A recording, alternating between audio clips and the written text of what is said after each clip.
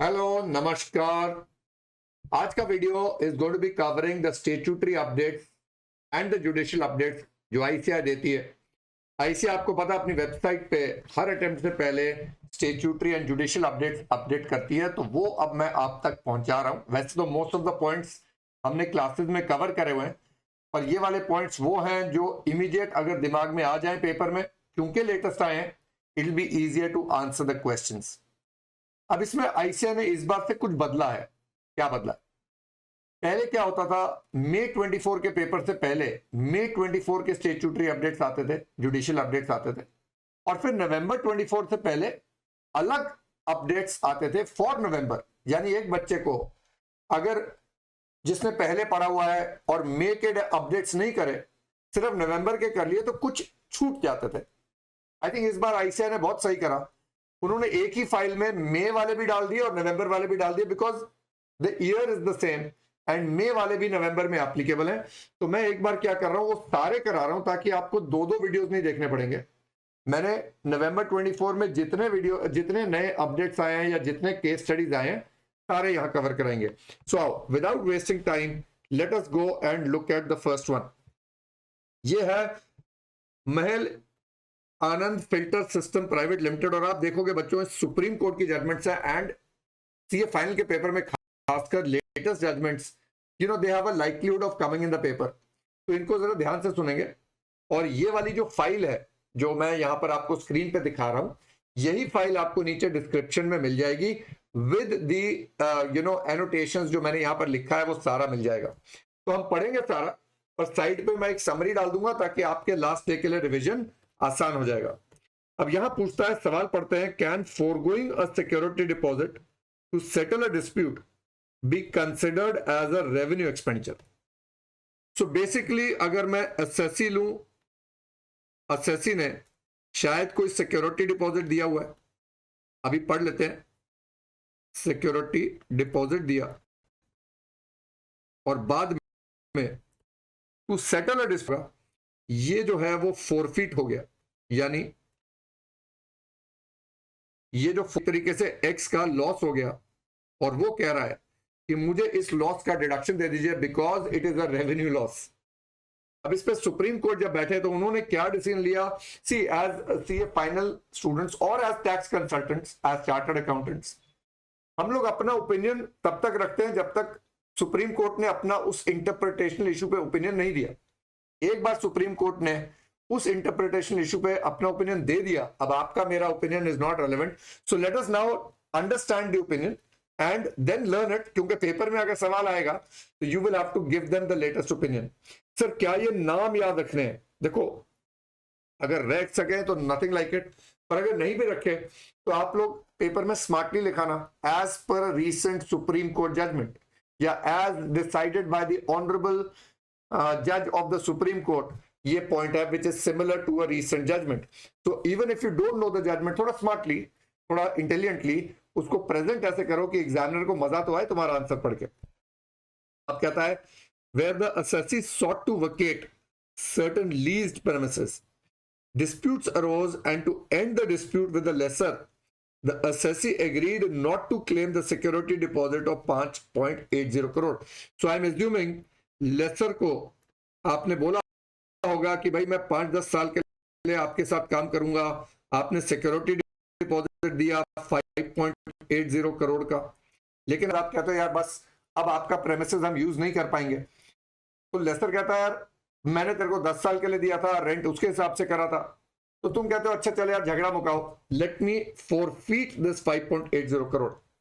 The apex court affirmed the decision of the high court, यानी high court ने भी यही ओपिनियन लिया था, which held that the amount of 5.80 crore would not be treated as revenue expenditure merely because it was paid in the course of a dispute. भाई कोई भी खर्चा जो during the course of business होता है वो रेवेन्यू नहीं होता है। आप प्लांट एंड मशीनरी भी during the course of business खरीदते हैं, पर वो कैपिटल होता है। तो during the course of business is not the final जज to understand whether it is revenue और कैपिटल। इसकी सारी बातें हमने करी थी। It is evident that the character of the amount was of capital nature and remained so, although the assessee decided to forgo, यानी basically saying कि उसको इसका डिडक्शन नहीं मिलेगा। तो आप इस पॉइंट को दिमाग में डालिए कि security deposit considered as revenue, मैं यहां लिख रहा हूं नो, देयरफॉर नो डिडक्शन। तो हमारे पास एक तरीके से, ठीक है, तो ये एक था। Now we come to KBD sugars and distilleries limited. Again if you notice supreme court की जजमेंट है। अब यहां डी मर्जर पे पॉइंट आ रहा है, इसको एक बार पहले पॉइंट पढ़ते हैं। कहता है can a resulting company set of and carry forward of losses of the dysfunctional unit of the demerged entity। अब ये अंग्रेजी का वर्ड यूज करा, dysfunctional unit। Now, you know, before we go there, let me just take you through। एक बार judgement पढ़ने से पहले chapter को एक बार देखते हैं। डीमर्जर का चैप्टर था, और डीमर्जर के चैप्टर में मैंने आपको पूरे चार्ट्स में कराया था भाई, अगर डीमर्ज कंपनी है, चलिए इसका एक दूसरा चार्ट देख लेते हैं, दैट विल बी इजियर। सो कोई भी एसएससी अगर अपना कोई बिजनेस है जिसके 2 यूनिट्स, एक यूनिट को डीमर्ज करना चाह रहा है या पूरा बिजनेस है उसको डीमर्ज करना चाह रहा है, मतलब एक नई कंपनी बनाना चाह रहा है, तो 2 तरीके होते हैं। या तो वो बेच देता है, अगर आपने यूनिट बेच दिया, अंडरटेकिंग सेल कर दी, which means the consideration is in monetary terms, तो स्लम्प सेल हो जाएगा। लेकिन अगर आप उसको डीमर्ज करते हैं, विच मींस आप एक गोइंग कंसर्न के तौर पे you are participating in the new company which is going to be called the resulting company, तो उसमें कुछ टैक्स बेनिफिट्स मिलते थे, कैपिटल गेन्स एग्जेम्प्ट होता था, द डीमर्ज कंपनी का कैपिटल गेन्स एग्जेम्प्ट होता था, जो शेयर होल्डर्स थे उनके हाथ में कैपिटल गेन्स एग्जेम्प्ट होता था, और रिजल्टिंग कंपनी के हाथ में हमने करा था डेप्रिसिएबल एसेट हो या नॉन डेप्रिसिएबल एसेट हो, उसकी क्या वैल्यू लेनी है। तो ये पूरा एक हमने समरी करा। Now the benefits of carry forward of loss क्या होता है? जनरली रूल कहता है कि प्रीडिसेसर का लॉस सक्सेसर कैरी फॉरवर्ड नहीं कर सकता, लेकिन अगर डीमर्ज कंपनी के केस में सेक्शन 72A के कंडीशंस पूरे हो जाएं तो रिजल्टिंग कंपनी डीमर्ज कंपनी का लॉस कैरी फॉरवर्ड कर सकती है। But one of the basic conditions was that the demerger should be as defined under 219AA, जिसमें क्या कंडीशन थी? All property of the demerged company, यानी पुरानी company, must become the property of the resulting company। all liabilities हो जाते हैं, all assets and liabilities are transferred at their book value, and at least 75% of the shareholders of the demerged company should become shareholders of the resulting company, and it should be on a going concern basis। और सारा मुद्दा यहां पर है going concern. इस judgement में पूछा गया गोइंग कंसर्न होती क्या है भाई? अगर से फॉर एग्जांपल हम बोले ये पुरानी कंपनी का बिजनेस बंद पड़ा हुआ था, क्लोज था, इस वजह से आपने उसको एक अलग कंपनी बना दिया और नई कंपनी ने उस बिजनेस को रिवाइव करा, तो will we consider it as a going concern basis. क्योंकि गोइंग कंसर्न का एक इंटरप्रिटेशन ये भी होता है कि पहले कंपनी काम कर रही है और फिर टेक ओवर हुई और ये कंपनी यही काम कर रही है, तो उसको गोइंग कंसर्न मानेंगे। तो यहां पर late us go and look at what is the interpretation. Hopefully आप लोगों को पहले मुद्दा समझ में आया। मुद्दा इज गोइंग कंसर्न क्या है, क्योंकि लॉसेस कैरी फॉरवर्ड की बात हो रही है। यहां वर्ड यूज करा उन्होंने डिसफंक्शनल, यानी अगर मैं इसको लूं, मैं कहता हूं डीमर्ज कंपनी का यूनिट बोलिए या बिजनेस बोलिए, पहले क्लोज था, क्लोज है। अब रिजल्टिंग कंपनी वाइव कर रही है, तो क्या हम इसको गोइंग कंसर्न मानेंगे? पढ़ेंगे, उसके बाद एक डिसीजन यहां लिख लेंगे। So is it a going concern? चलिए now let us look at, and पूरा सवाल आता है बेटा, आपको सिर्फ ये नहीं लिखना कि यस और no, you will have to explain why, therefore it is always important to understand the reason। तो वो कहता है relevant provision of law क्या है?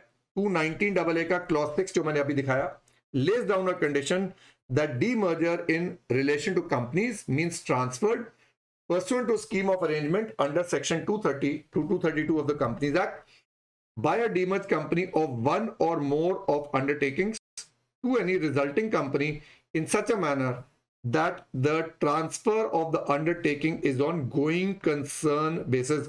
मुद्दा क्या है? गोइंग कंसर्न वाली बात. असेसिंग ऑफिसर ने क्या अपना पॉइंट फॉरवर्ड करा? The assessing officer contended that the assessee was ineligible. AO का तो काम ये है कि कोई फायदा मिल रहा हो तो उसको डिसअलाउ करना है. To the benefit of brought forward loss under section 72A4 for the reason that the demerged company was dysfunctional since 1999 and therefore does not qualify to be a going concern. Since the undertaking not being a going concern, the condition laid down in clause 6 for demerger stands violated. Analysis क्या है? The tribunal opined that the words used on a going concern basis only means that the transfer should be on a going concern, and it does not mean that the undertaking being transferred should be a going concern. Interpretation issue. Transfer going concern पे होना चाहिए, यानी जिसने लिया वो उस business को continue रख रहा है, नया नहीं कर रहा, उसको बंद नहीं कर रहा. पर ट्रांसफर से पहले ये बिजनेस चल रहा होना चाहिए, ऐसा उसका मतलब नहीं है. This is the interpretation. Then he says the scheme of demerger which stands approved by the high court and jurisdictional court clearly establishes the fact that the transfer of the undertaking is indeed on a going concern basis. यानी high court को approval जो देना पड़ता है demerger के लिए, उन्होंने clearly बोल दिया भाई ये डीमर्जर है, गोइंग कंसर्न बेसिस पे है. तो आप कैसे उसका विपरीत मीनिंग ले रहे हैं या डिफरेंट मीनिंग ले रहे हैं? The assets, liabilities, employees, debt, obligation, rights of the undertaking immediately prior to demerger shall stand entirely vested upon demerger. This amounts to transfer of the undertaking on a going concern basis. तो कहते हैं as long as assets have been taken over, a simple reading of the same makes it very clear that the assessee is eligible, for the benefit of 72A4, which is carry forward of losses. It does not state that the undertaking being a demerged company ought to be a going concern at the time of demerger. ये punch line है बेटा, इसको paper में जरूर लिख के आना. The act does not state that the undertaking being the demerged one ought to be a going concern at the time of demerger. It only states that the undertaking being demerged should stand transferred in a manner similar to the manner in which the going concern is transferred. So this is your reason. अगर कल को paper में सवाल आता है तो ये जरूर लिख के आना. Accordingly, the High Court held that if a unit were running and profitable, the same would not be available for demerger. कहते बात तो सही है भाई, अगर वो पहले ही चल रहा होता, प्रॉफिटेबल होता, तो डीमर्ज क्यों करते? Generally, demerger is for loss making. It would be incongruous to construe subclause 6 of 219AA to mean a running unit. It would be incorrect. The scheme of demerger has been approved by the High Court. Therefore, assessee was entitled to set off the brought forward losses under section 72A, and the Supreme Court only affirmed the decision of the High Court. So simple सी बात है, मुद्दा समझिए, उसका decision तो समझिए, पर वो decision क्यों आया ये समझना बहुत जरूरी है. So now let's go to the next one. बड़ा इंटरेस्टिंग है, Secunderabad club versus CIT 2023, and this is again a Supreme Court judgment. I hope you remember the concept of mutuality. एक बार आप लोगों को concept of mutuality याद करा दूं. Mutuality में हमने क्या पढ़ा था? आओ.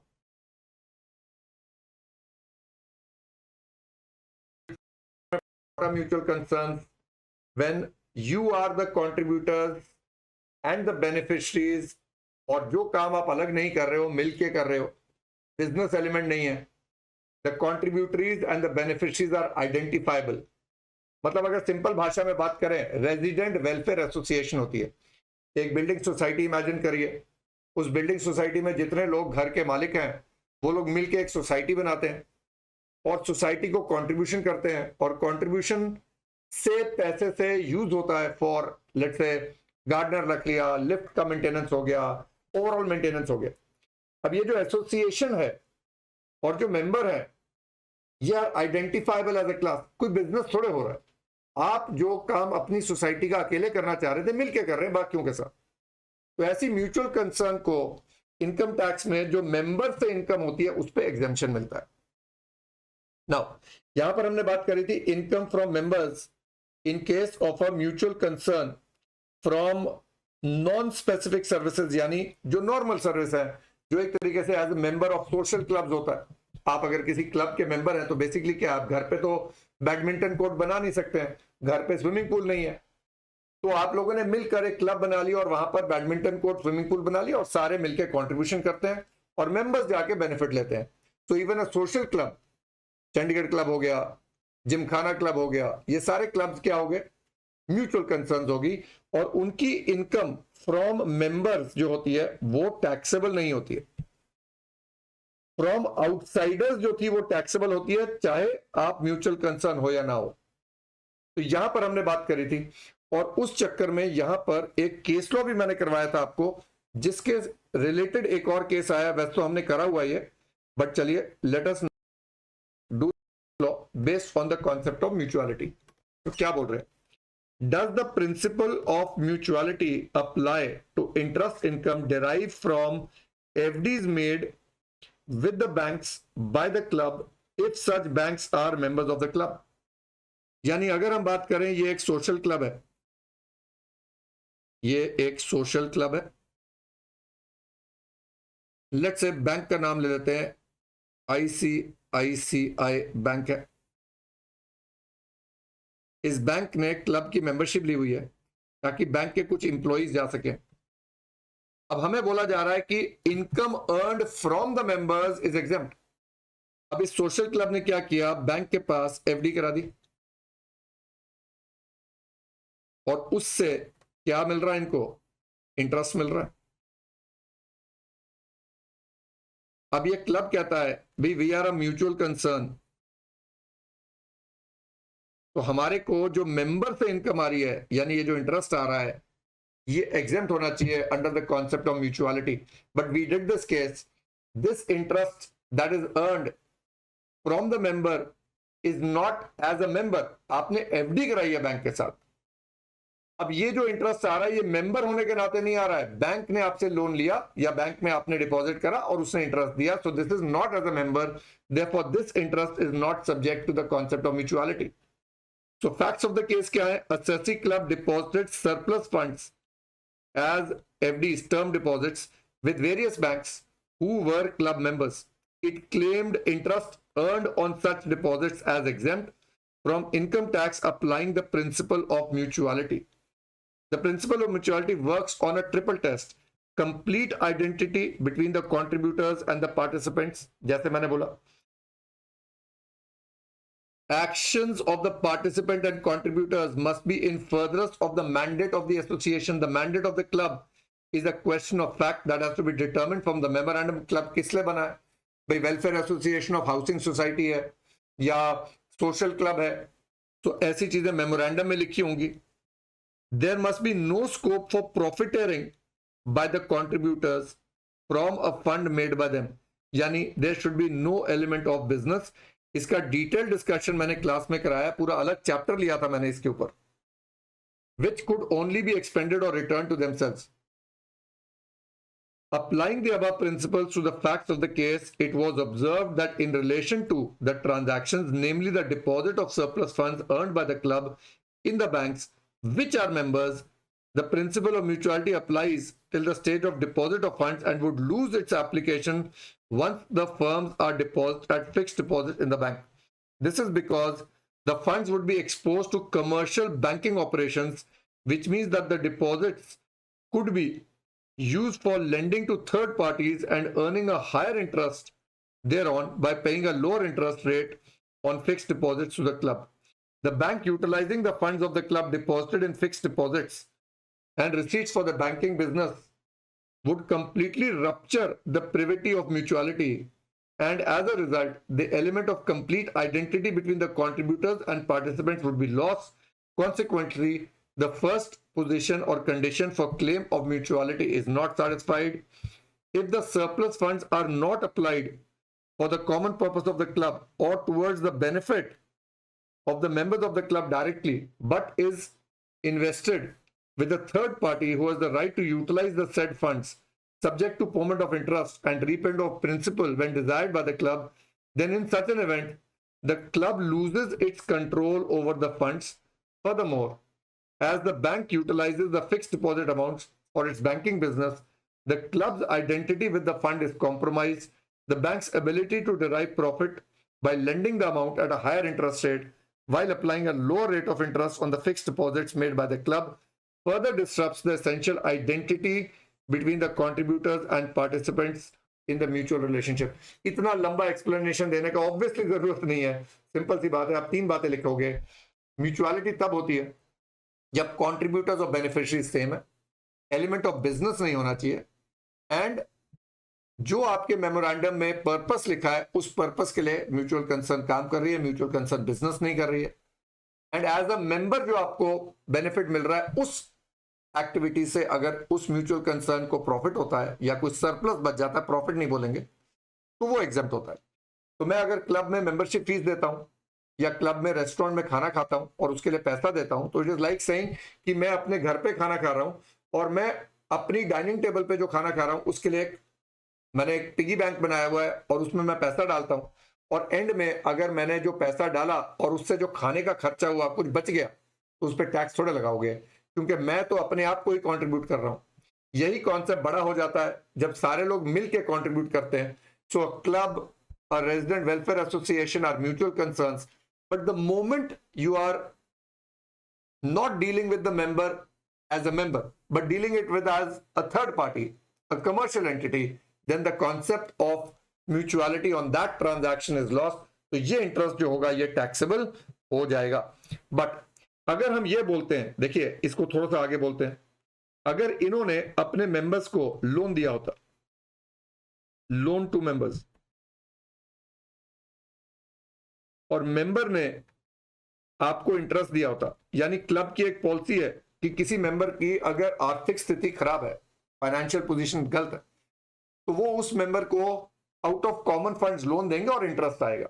Now this is an activity which is covered by the memorandum and this is an activity which is for the benefit of the members and the interest is coming from the members. This interest will be subject to the concept of mutuality. So conversely, where the club provides facilities to members who contribute to its income, the principle of mutuality applies due to the identity between the contributors and participants. However, where the same facilities are offered to non-members or public to generate additional income, it transforms into a commercial transaction and the principle of mutuality no longer applies. So इसका answer simple है, इतना लंबा चौड़ा मैंने decision एक बार पढ़ लेते हैं. The Supreme Court held that the interest income earned on FDs made with banks has to be treated like any other income from other sources within the meaning of 224. Conversely, if any income is earned by the club through its asset persons who are not members of the club, such income would also not be covered by the principle of mutuality. It would be liable to be taxed under the provisions of the act. So in simple English, अगर आपने अपने member bank के पास भी FD कराई, वो as a member dealing नहीं है, third party dealing है, तो इंटरेस्ट के ऊपर टैक्सेबिलिटी हो जाएगा. तो अगला केस करेंगे. This is a very interesting case, CIT international taxation versus air India limited against supreme court 2023. तो द केस सेज कि अगर आप किसी फॉरेन कंपनी को पेमेंट करते हो और उनका पैन नंबर नहीं है, ऑब्वियस वाली बात है फॉरेन कंपनी का पैन नंबर नहीं होगा, तो क्या 206AA ये कहता है कि उनका टीडीएस 20% काटेंगे, जबकि डीटीएए में रेट 10% लिखा है. नाउ आई एम श्योर आप सबको आंसर आएगा sir, DTAA overrides the provisions of the income tax act. पर एक क्लॉज है, यहां पर लिखा था that if the DTAA provisions are more beneficial to the SSC, then of course वो लगेगी. But rate of tax अगर आपको ज्यादा लग रहा है तो उसको लेस बेनिफिशियल नहीं माना जाता. तो यहां पर पॉइंट क्लैरिफिकेशन का ये आ रहा है कि क्या 206AA ओवरराइड्स द DTAA. तो एक सिंपल बात मैं आंसर करूंगा नो. यानी अगर आपने DTAA के हिसाब से टीडीएस काटा है तो वो बिल्कुल सही है. Even if PAN number is not there, 206AA will not apply. पर हम इसको पढ़ेंगे just to get sure answer कैसे लिखना है. So can provisions of section 206AA which prescribe a higher rate of tax reduction at source in case of non-furnishing of PAN, override double taxation avoidance agreement that specify a lower rate? Answer बड़ा simple है, no. तो आप DTAA के हिसाब से काट सकते हैं। पर चलिए एक बार let us just read the facts, 2-4 line underline करेंगे।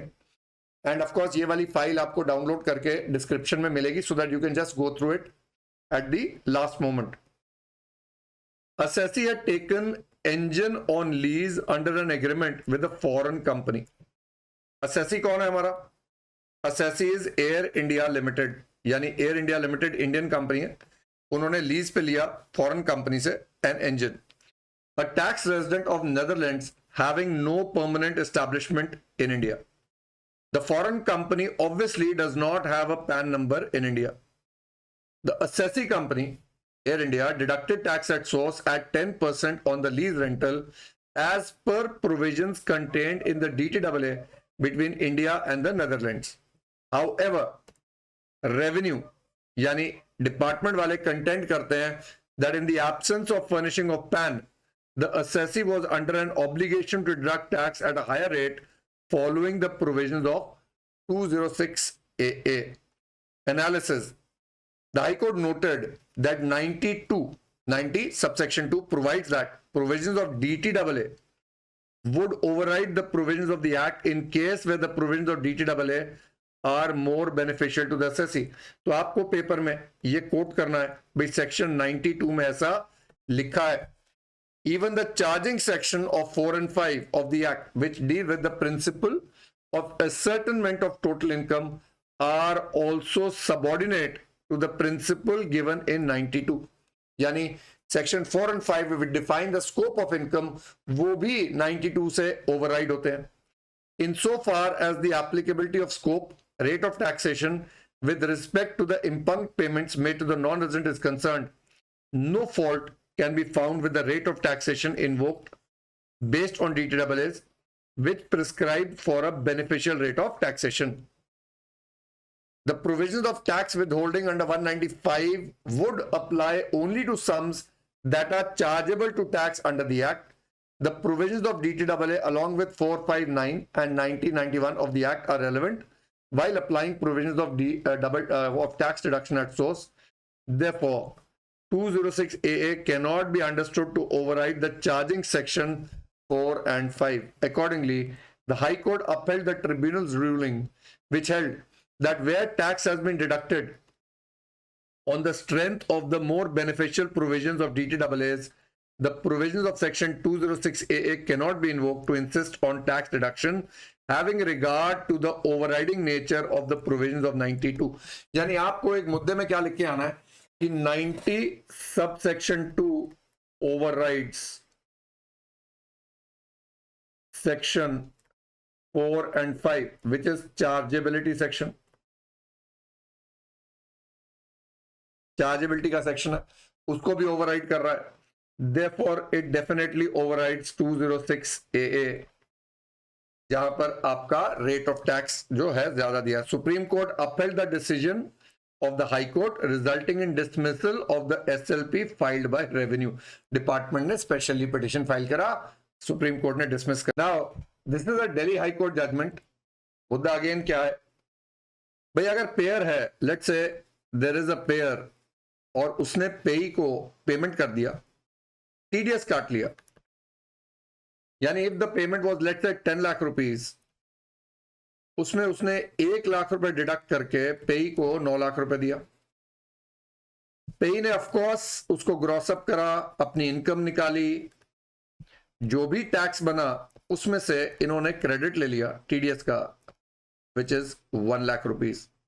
एक बात होगी, पर पेयर जो है वो नॉटी निकला और पेयर ने ये डिपॉजिट नहीं करा, not deposited, it was not deposited. देखो बच्चों, अगर डिपॉजिट ही नहीं हुआ, रूलिंग है कि वो यहां पर 26 AS में नहीं दिख रहा है। अगर 26 AS में नहीं दिख रहा है, जब आप क्लेम करोगे क्रेडिट तो ये ऑब्वियसली मिसमैच हो जाएगा। अब इस केस में एओ क्या कहता है, एओ कहता है कि मैं इस क्रेडिट को डिसअलाउ करूंगा, I am disallowing this credit. Assessee कहता है जी मेरा तो टैक्स कट चुका है, आप प्लीज जाके पेयर से लीजिए टैक्स, मुझे तो क्रेडिट दीजिए, मेरा तो डिडक्ट हो चुका है। So what is your opinion, tax किससे रिकवर होगा, क्रेडिट मिलेगा या नहीं मिलेगा? आइए देखें। Is the deductee entitled to claim credit for tax deducted at source if the amount of TDS is not reflected in 26AS because the deductor has not deposited it with the government? You know, हमारा पहला दिमाग में ख्याल आता है कि यार देखिए टीडीएस का क्रेडिट आपको तब मिलेगा जब 26AS में आएगा, एंड एक्ट में यह भी लिखा है कि अगर Finvest private limited in return of income filed for the relevant year, assessee offered the entire interest income and claimed the credit of tax deducted at source by the deductor. TDS credit was not allowed by the department pursuant to an intimation issued under 143(1).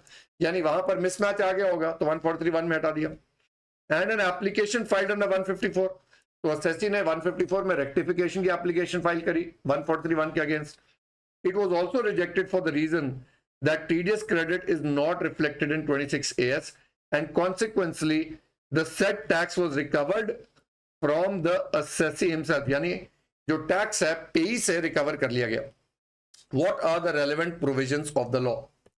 He says as per 199, any amount of tax deducted at source and paid to the government shall be treated as payment of tax on behalf of the person from whose income the tax payment was made. वो तो बात clear है. Obviously अगर पेई का tax deduct हो रहा है तो ऑब्वियसली उसका टैक्स माना जाएगा.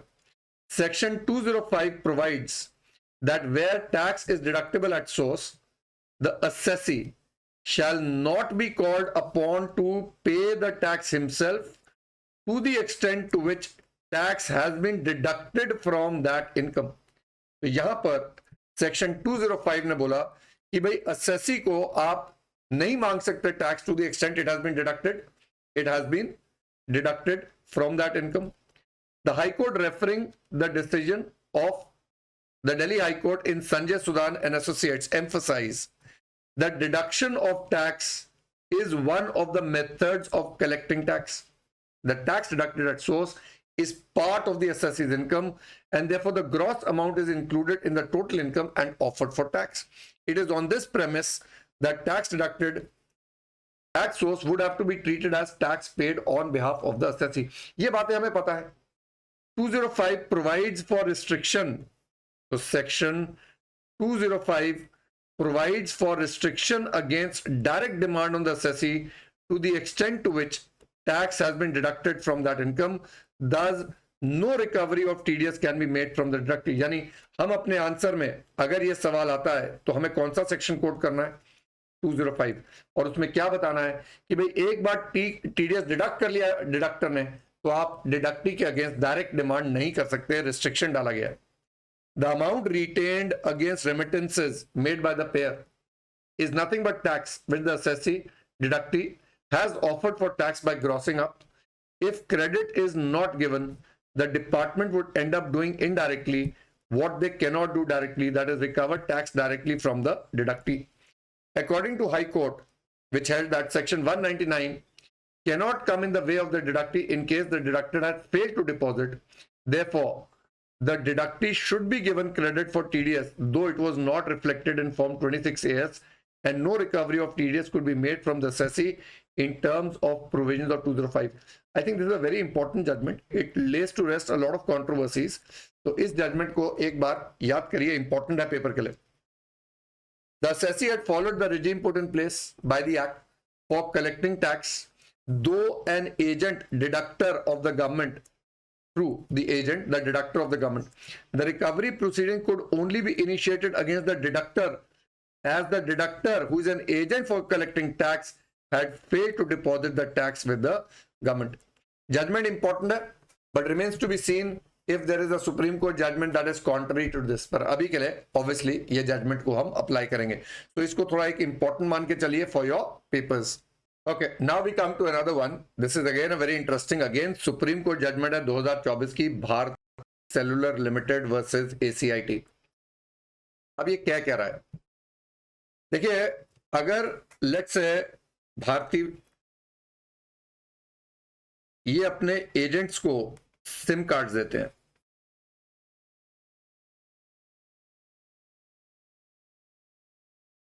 और एजेंट्स आगे कस्टमर्स को वही कार्ड्स बेचते हैं.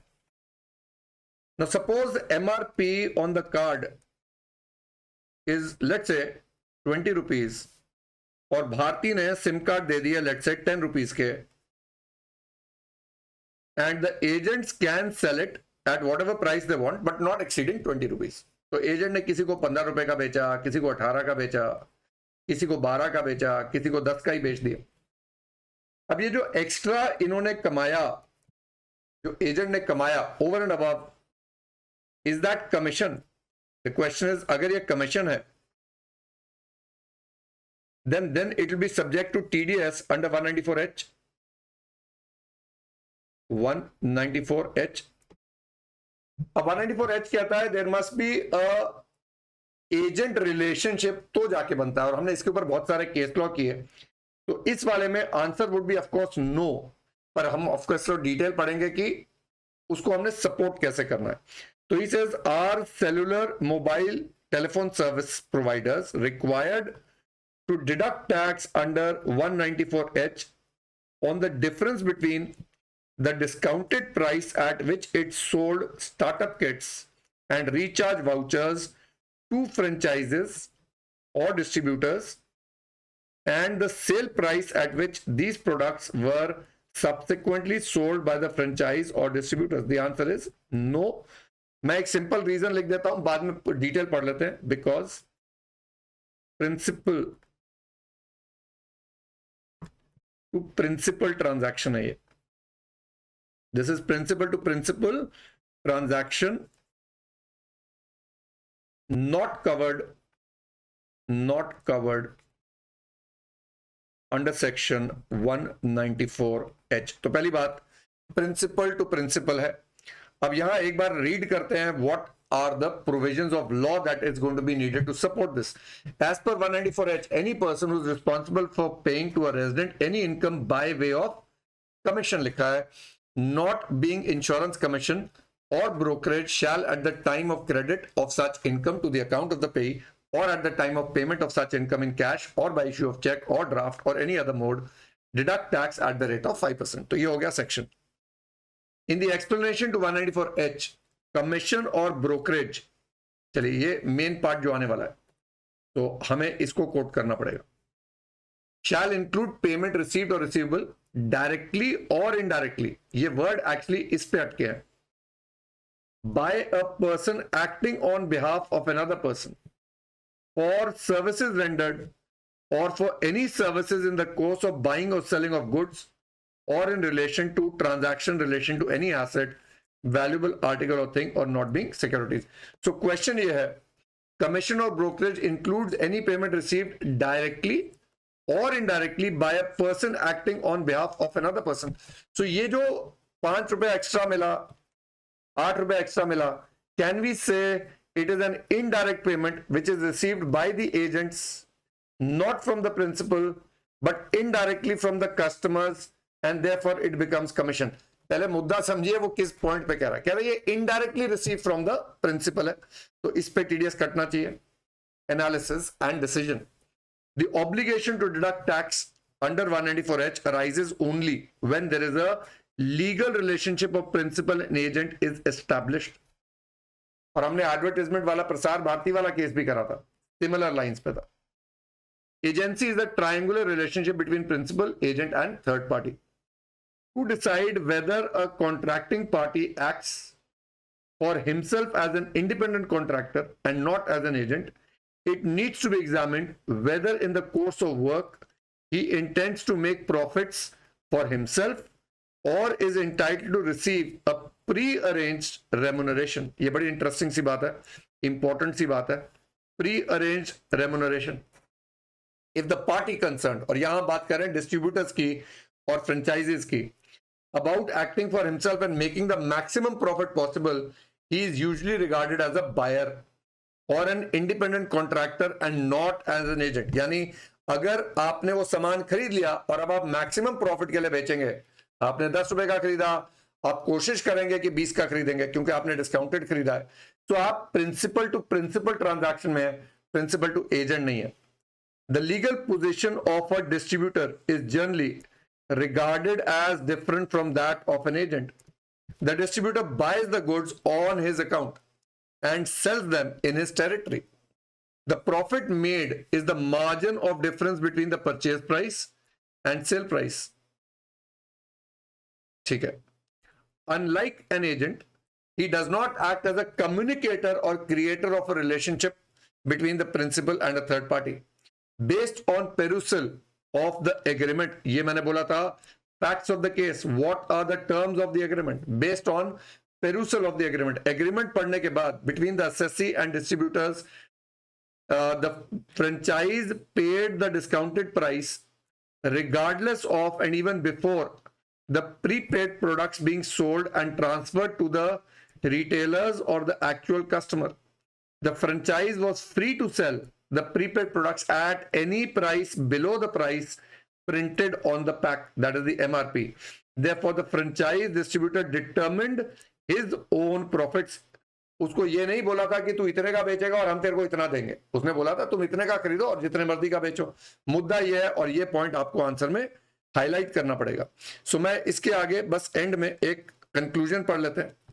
Accordingly, Apex Court held that the contractual obligation, ये अंग्रेजी लिख के आएंगे पेपर में, of the franchise or the distributor did not reflect the fiduciary character of a relationship or business being done on the principal's account. Hence, 194H is not applicable to the facts and circumstances of this case, and assessee would not be under legal obligation to deduct tax at source on the income or the profit component in the payments received by the distributors of franchises from the third parties customers or while selling, transferring the prepaid coupons or starter kits to the distributors. तो ये वाला आपका case important है. See all of these cases आपको paper में एक situation बन के आएगी. Not to be able to maximise the marks, आपको आंसर तो देना ही देना है, पर आप सबसे पहले लिखेंगे लॉ, फिर आप फैक्ट्स डिस्कस करेंगे, फिर आप इसको कोरिलेट करेंगे, and then in the last paragraph you will conclude. Please follow के समय आप 194H लिखो, एक्सप्लेनेशन बताओ जैसे ऊपर लिखा, भाई डायरेक्टली और इनडायरेक्टली वर्ड अंडरलाइन करो, तो आप बोलो जी इस पे मुद्दा है. Then look at the facts और बताओ भाई ये डायरेक्ट इनडायरेक्ट पेमेंट है. Then say it is relating to one of the latter और the recent judgments of the supreme court, and end में कंक्लूड कर दो जैसे यहां पर कंक्लूड करा. ठीक है, पूरे 4 नंबर लेने ना तो थोड़ी मेहनत करनी पड़ेगी. Now comes one judgment on appeals and revisions, और ये है सेक्शन 263 के ऊपर, CIT versus industrial development bank of India 2023, and again it's a supreme court judgment. चलिए एक बार ऐसा करते हैं, before we start with this let us go and revise 263. तो मैं आप लोगों के साथ एक बार चार्ट रिवाइज करते हैं.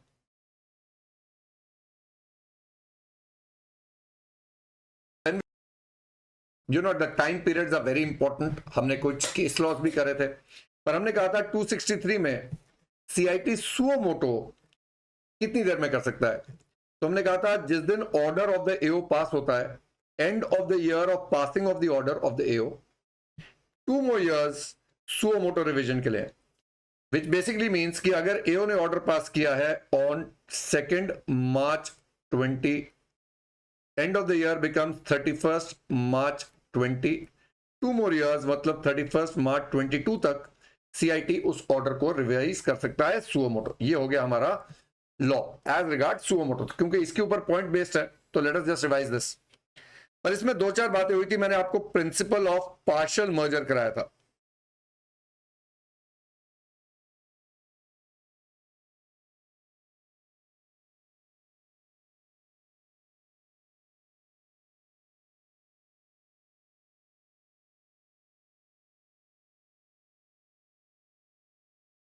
तो हमने क्या बात करी थी कि अगर AO का ऑर्डर है और उसमें सपोज ABCD पॉइंट्स हैं and let's say E point भी है, AO ने ये ऐड बैक कर दिए, ये ऐड बैक कर दिया, ये ऐड बैक कर दिया, और इसने कुछ भी नहीं करा.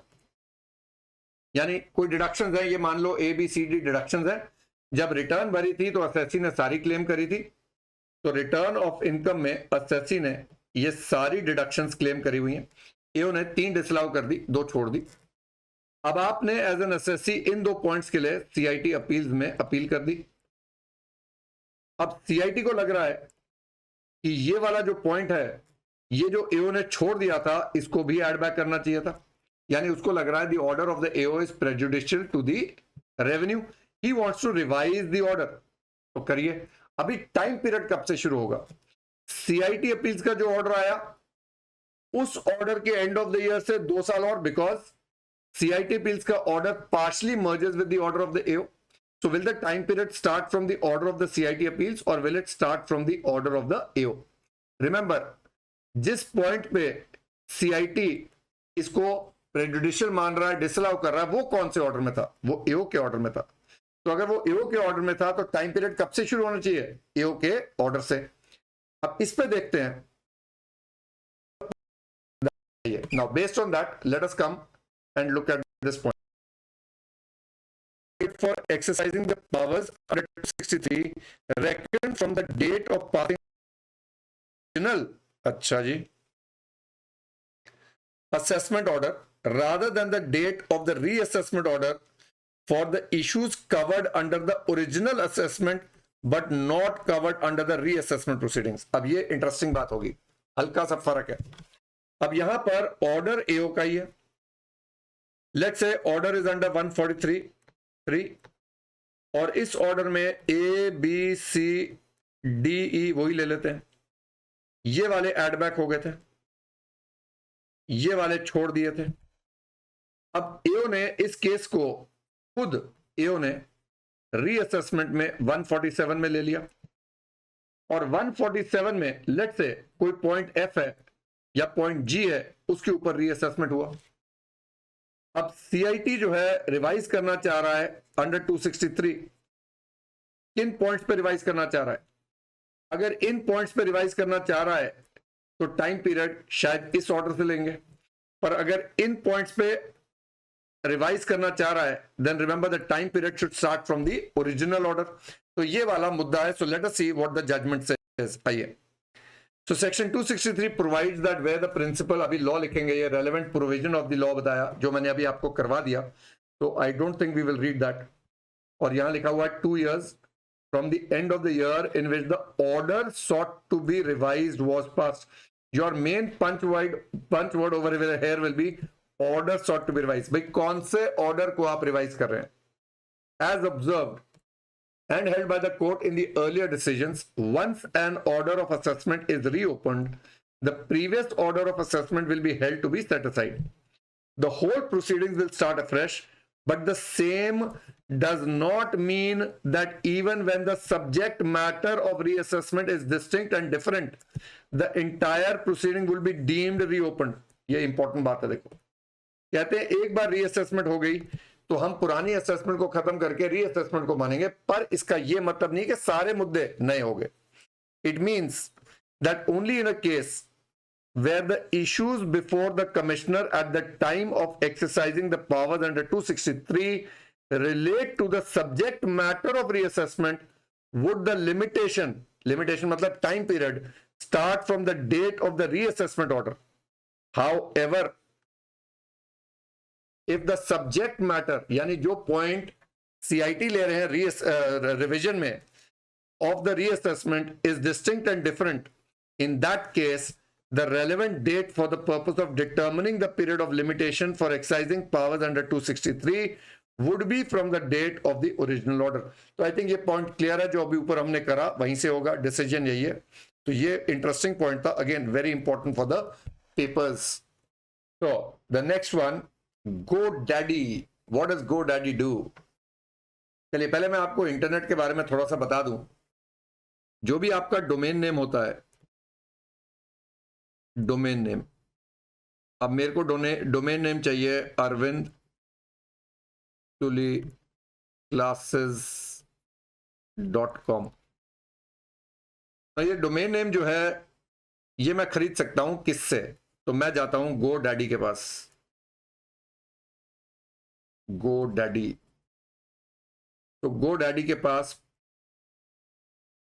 ये डोमेन नेम है, पर ये डोमेन नेम GoDaddy के पास कहां से आ रहे हैं? तो बेटा यूएस में एक सेंट्रल रजिस्ट्रेशन होता है अथॉरिटी, उसको हम बोलते हैं I can. It is corporation, it is an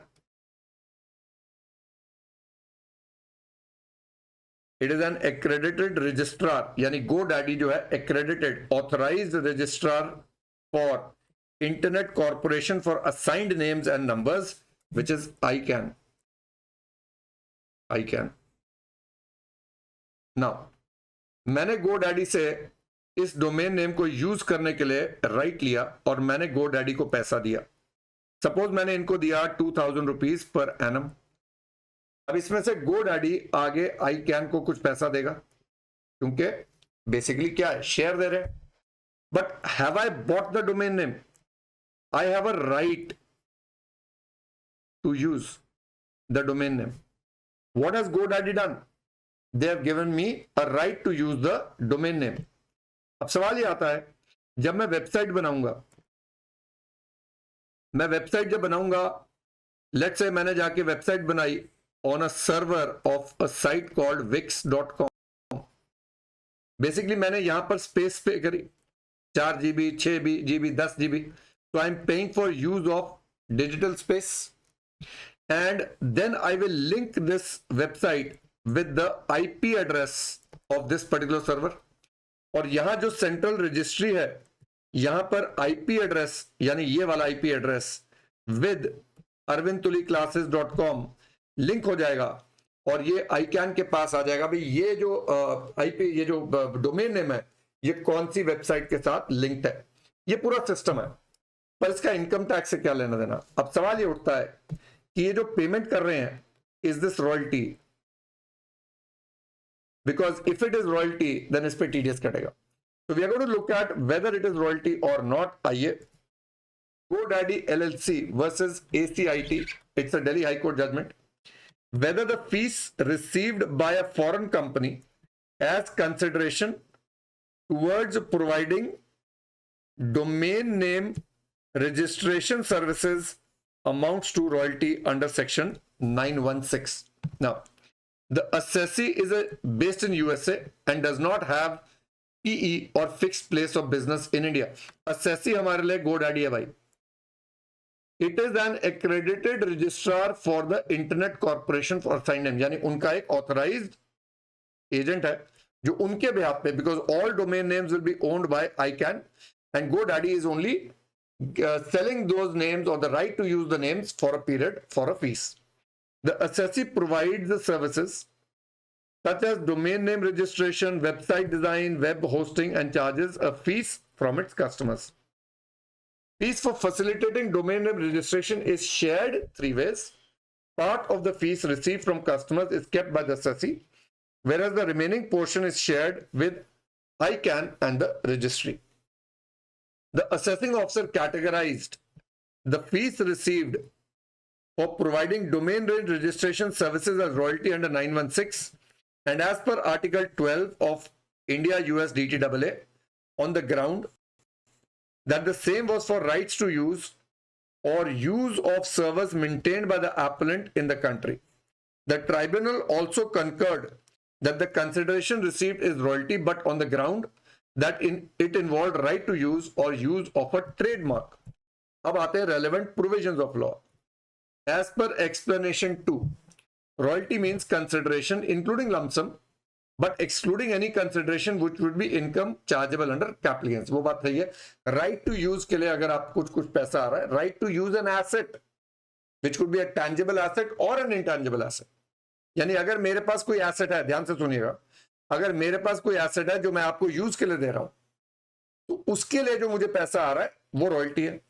हाँ, अगर मैंने आपको बेच दिया तो वो रॉयल्टी नहीं है. Then says including the granting of a license in respect of patent, invention, model, design, secret formula, process, trademark. Analysis. Delhi High Court observed that the assessee is not the owner of the domain name and hence it does not confer right to use or transfer the right to use of the domain name to its customers. A perusal of the clauses of the agreement show that what is agreed between the assessee and its customers is mere registration of a domain. which does not create any proprietorship rights in the name used as domain name or in the domain name registration, either in the assessee or the customer or even any third party. The assessee, a foreign company, is not the owner of the domain name but merely facilitates the registration of the domain name with the registrar and charges a fees. As regards domain name having the attributes of a trademark, भाई क्या GoDaddy आपको कोई trademark use करने का right they रहा है? भाई उसके पास तो है ही नहीं। तो उन्होंने कोर्ट का केस करा भाई सत्यम इन्फोवे लिमिटेड में। क्या था भाई, आप एक डोमेन ओन करते हो, जैसे मेरे पास arvindtuliclasses.com का डोमेन नेम है, या मैंने एक श्री अन्न डोमेन नेम खरीद के रखा हुआ है, गवर्नमेंट ऑफ इंडिया को चाहिए, मैं दे ही नहीं रहा हूं, तो मैंने उनको राइट टू यूज दे दिया, तो मेरे को जो आएगा वो रॉयल्टी है, because what I am giving them is a right to use the domain name which I own और I have a right to use it which I am giving to you, therefore it is royalty. पर इस case में GoDaddy does not own the domain names। उन्होंने क्या बोला? Therefore, the rationale of Satyam Infoway case cannot be applied to this case. The High Court held that the fees received by the assessee for registration of domain names to its customers cannot be treated as royalty. So ultimately हमने क्या बोला कि जो आप पैसा दे रहे हो GoDaddy को, so whatever money you are giving to GoDaddy, this is not royalty. Therefore इसके ऊपर कोई भी TDS नहीं कटना है। And of course what GoDaddy ICANN is also not royalty, therefore उसके ऊपर भी TDS नहीं कटना। ठीक होगी बात? Okay, now the last one, बस 9 केस लॉ दिया ICANN ने, ये आखिरी वाला है। Doraswamy Kumaraswamy versus PCIT Madras high court है। अब यहां पर आपको पता है फॉरेन टैक्स क्रेडिट हम ले सकते हैं, अगर फॉरेन में कोई टैक्स पे करा तो उसको हम क्रेडिट ले सकते हैं। So can the claim for foreign tax credit be accepted if the taxpayer inadvertently fails to file Form 67 along with the return of income, though such form is filed before the receipt of intimation under 1431। तो सबसे पहले आपको बताऊं, foreign tax credit के लिए rule 128(8) था, जिसमें clearly लिखा है कि भाई आपको जो फॉर्म 67 है वो भरना पड़ता है to be able to claim the foreign tax credit. And 2022 में ये अमेंडमेंट आ गया था, और अमेंडमेंट एक बार मैं आपको दिखा देता हूं। अमेंडमेंट में कहा गया था कि ये जो रूल 128 है ये अमेंड हुआ विद इफेक्ट फ्रॉम 1/4/22, और लिखा गया था that form number 67 is required to be filed on or before the end of the assessment year relevant to the previous year, जिस साल आप इनकर आपने ऑफर टू टैक्स करी है और assess in India, and the return for such assessment year has been furnished within the time specified under 139(1) और 4। तो आपने रिटर्न भर दिए और आपने वो form end of assessment year से पहले भर दिया तो भी आपको ये क्रेडिट मिल जाएगा। पर जब ये वाला जजमेंट आ रहा है ये उस समय का है जब ये अमेंडमेंट नहीं आई थी, which means the law was कि आपको ये फाइल करना है before the filing of return, you have to file it along with the return of income. आज आपको रिटर्न के बाद भी भरना अलाउड है, पर ये जजमेंट तब का है। तो अब देखते हैं क्या बोला गया है।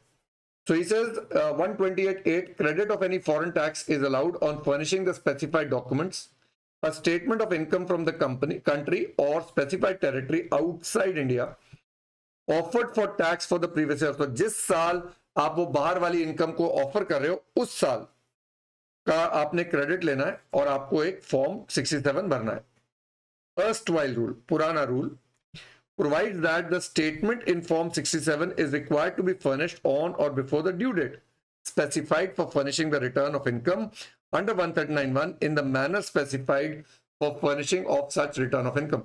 तो मुद्दा यह है कि पुराना सेक्शन कहता था कि आपको ड्यू डेट से पहले फॉर्म भरना है और अगर आपने नहीं भरा तो क्या आपको क्रेडिट मिलेगा।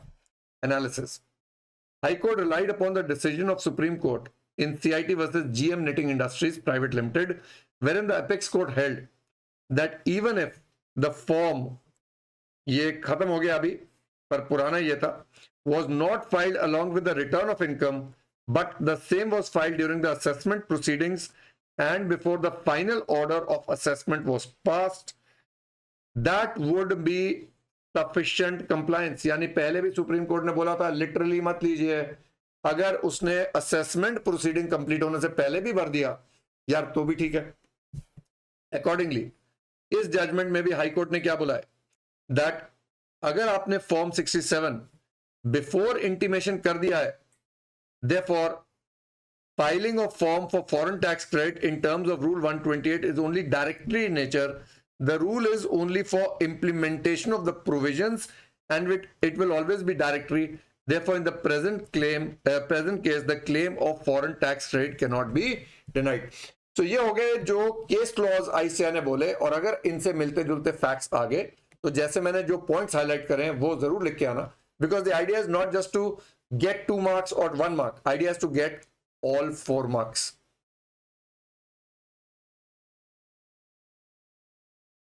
So चलिए, now we've done the judicial updates. Let's look at the statutory updates.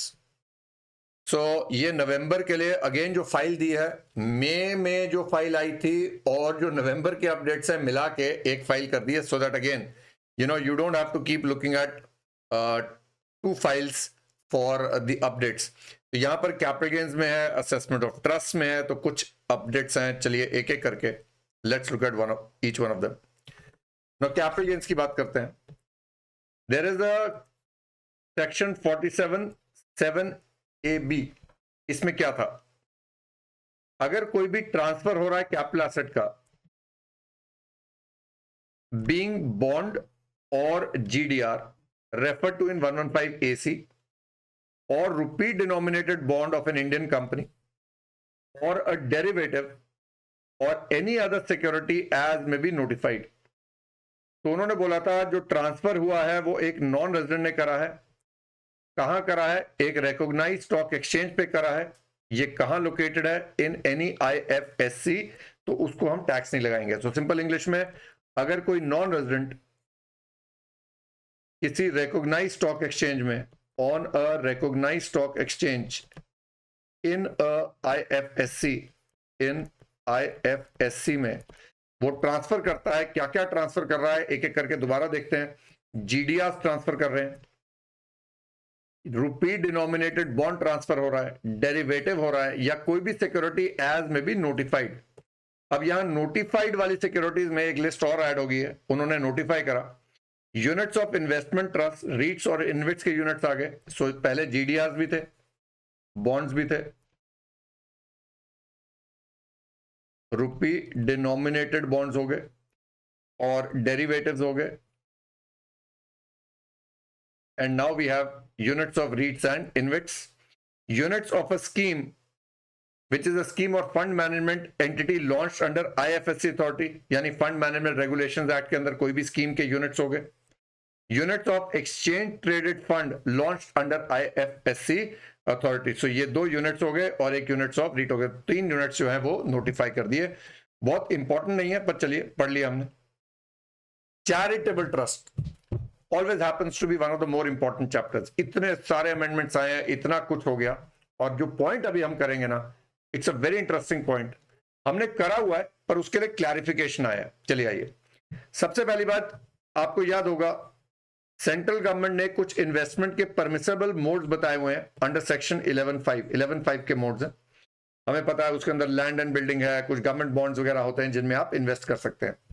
उन्होंने यहां पर सिर्फ एक एडिशनल मोड बताया है नोटिफिकेशन में, expanded the list of permissible investments or deposits under Rule 17(c) by extending this clause to include investments by way of acquiring units of Power Grid Infrastructure Investment Trust. तो ये वाले बस याद कर लीजिए, Power Grid Infrastructure Investment Trust के units खरीदना is also now covered as a permissible mode of investment under 11(5). ठीक है सर.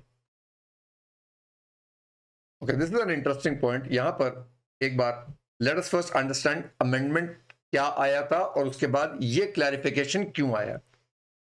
अब आपके पास अगर 100 lakhs का you get a donation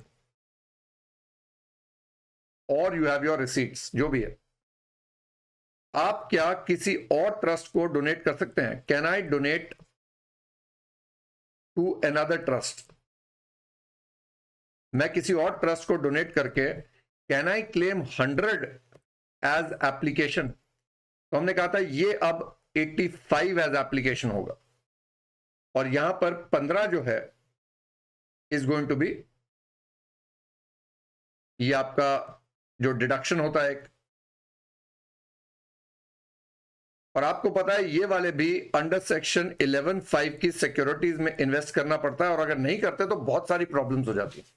exemption तक विड्रॉ होने की बात हो रही होती है, पेनल्टीज वगैरह सब कुछ लगेगा। तो अब यहां पर मुद्दा क्या आया, देखिए ये कहते हैं कि सर हमने डोनेट कर दिया है 100 रुपया, आपने एज एप्लीकेशन बनाया है 85।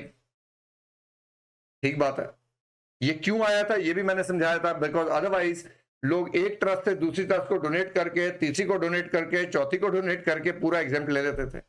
पुराने जमाने में लॉसेस जो आते थे यहां पर, अगर सपोज अगर मैं 100 लेके यहां पर 15 का लॉस आता था तो कई बार तो वो भी कैरी फॉरवर्ड हो जाता था, अब नहीं होता है।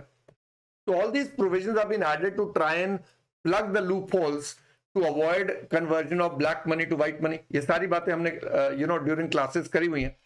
पर अब यहां मुद्दा क्या है वो समझिए ना।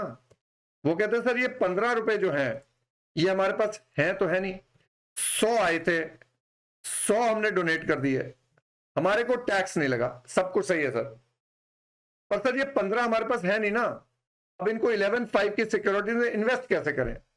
वो क्लैरिफाई कर रहे हैं कि ये 15 आपको 11(5) की सिक्योरिटीज में इन्वेस्ट नहीं करना है, क्योंकि ये तो आपके पास है ही नहीं। सिंपल मुद्दे वाली बात है। आईसीआई ने बहुत कॉम्प्लिकेटेड एग्जांपल करके दिया, वो भी कराता हूं, पर मुद्दा आपको होपफुली समझ में आ गया होगा कि मेरे पास 100 आए, मैंने आगे 100 डोनेट कर दिए, मेरे को डिडक्शन एप्लीकेशन की अब 100 की नहीं मिलती है, 85 की मिलती है, अमेंडमेंट आ गया, और 15 जो है out of 100 I need to invest in 11(5) which I can't do because I don't have the money. तो उन्होंने बोला ये वाले जो आपने डोनेट करें आगे, इसका 15% आपको इन्वेस्ट करने की जरूरत नहीं होगी। Now let us see the clarification with respect to donations given to another trust or institution where only 85% of the donated amount is considered as an application of funds while the remaining 15% does not qualify as an application। ये तो अपने को पता ही है,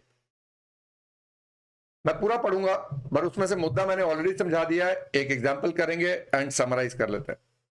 The Finance Act has inserted clause 3 in explanation 2 to the third proviso to 1023C, or it has also inserted clause 3 of explanation 4 to section 11। यानी हमारा एक होता है फर्स्ट regime और एक होता है सेकंड regime। फर्स्ट regime हम 1023C को बोलेंगे, सेकंड regime हम 11 को बोलेंगे। अब the representations have been received raising the concern that whether the donation to other trust would be taxable or is it eligible for 15% accumulation since the funds would not be available having been already disbursed। आपने दे दिए, आपके पास तो accumulation है ही नहीं। Accordingly, CBDT has via this circular reiterated that eligible donations made by a trust or institution to another trust or institution under any of the two regimes shall be treated as application for charitable or religious purposes only to the extent of 85% of such donations। It means that when an institute in either regime donates 100 to another trust or institution, it will be considered to have applied 85% for the purpose of charitable, जैसे हमने ऊपर करा। It is also clarified that 15% of such donations by the donor trust shall not be required to be invested in specified modes under 11(5) as the entire amount of 100 has been donated to other trust or institution and is accordingly eligible for exemption under the first or second regime। उन्होंने इसको illustrate करा है example के साथ, काफी complicated सा example है पर चलिए एक बार कर लेते हैं। कहते हैं आपके पास सपोज 300 रुपए आए, अब इसमें से आपको 85% अप्लाई करना है। आपने डोनेशन दी है अदर ट्रस्ट को अंडर द फर्स्ट और सेकंड रजीम 100 रुपीज। अब इस 100 में से आपको एप्लीकेशन तो सिर्फ कितना मिलेगा 85। अब जो 15 रुपए बच गए इसमें से वो आप, अगर मैं यहां पर 15% लूंगा, ये देखिए 300 इंटू 15% कितना बनता है 45। अब इस 45 में से ये 15 तो आपको इन्वेस्ट नहीं करना है, तो आपको इन्वेस्ट कितना करना है 30। क्लियर होगी बात। अब इस 100 में से 15 यहां चला गया, 85 यहां चला गया, तो 255 माइनस 85 अगर मैं करूं तो आपके बच गए 170। आप ये 170 अप्लाई कर दीजिए, आपको एग्जेम्पशन मिल जाएगी। Remaining income which may be accumulated without form number 10(9)(a) which is 15% of वो है 30 रुपीज। सिंपल सी बात होगी। Funds required to be invested in section 11(5) securities is 30 and it is not 45। मैं इसको कॉम्प्लिकेट नहीं कर रहा हूं, जितना मर्जी कॉम्प्लिकेट कर लीजिए, आपको लॉजिक समझ में आ गया। इसको दूसरे तरीके से दिखा सकते हैं।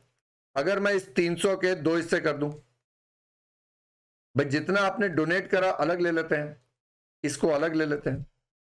इसका 15% आपको 11(5) में नहीं डालना है। 85% आपने एप्लीकेशन लिया, आपका नील हो गया। 200 का 15% यानी 30 रुपया आपको एप्लीकेशन में 11(5) में डालना है, और 170 को अगर आप अप्लाई कर दोगे तो आपको एग्जेम्पशन मिल जाएगी। Which ever way you go the logic is the same. तो ये आई एक amendment and this is an interesting amendment. I think ये पेपर में आ सकती है। आपको याद होगा कि जो री रजिस्ट्रेशन होता था, प्रोविजनल री रजिस्ट्रेशन था, री रजिस्ट्रेशन लेना पड़ता था, एक फाइनल डेट हुआ करता था 30 सितंबर 23। तो जब मैंने आप लोगों को पढ़ाया था, एक बार मैं आपको दिखा दूं, तो हमने यहां पर करा था the last date for existing trust जिनको रजिस्ट्रेशन लेना है वो 30 सितंबर 23।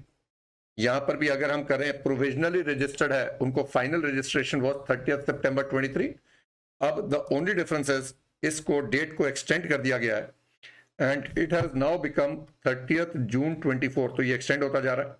तो जहां जहां 30 सितंबर था, remember that has now been extended to 30 June 24। ठीक होगी बात, सिंपल सी बात है। नाउ अंडर 194A एक हमारा टीडीएस कटता है for interest other than interest on securities. 194A में एक नया सर्टिफिकेट ऐड कर दिया गया, महिला सम्मान सेविंग सर्टिफिकेट 2023। ये एक वन टाइम स्कीम है जहां पर महिलाओं के लिए there is a deposit in the name of a woman और a girl child for 2 years, पर जो मैक्सिमम अमाउंट है ना वो 2 लाख डिपॉजिट होता है और रेट ऑफ इंटरेस्ट इज 7.5%। यानी जो ब्याज है, इंटरेस्ट है, that will never be more than 40,000। तो देयरफॉर यहां क्लैरिफाई करा कि इसके ऊपर कोई भी टीडीएस नहीं कटा करेगा। तो ये हो गया 194A का। Now we come to IFSC। हमारे पास just to attract investments in the leasing of aircraft and leasing of ships, क्योंकि हमारा जो एयरक्राफ्ट सेक्टर है, एविएशन सेक्टर है, वो बहुत तरक्की पे है। हमारा जो शिपिंग सेक्टर है, we are trying to attract a lot of investments, a lot of companies to come and set up their units for lease of aircraft and lease of ships in India itself.